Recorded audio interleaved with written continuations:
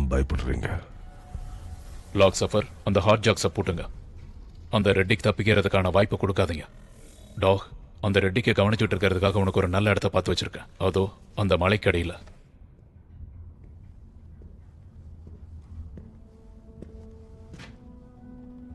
Mass,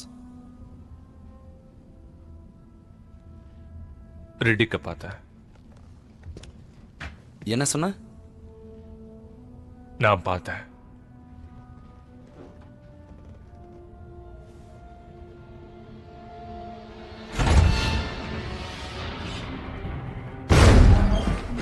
talk, நீ அந்த விண்கலத்தை கவனிச்சுக்கிட்டே இரு.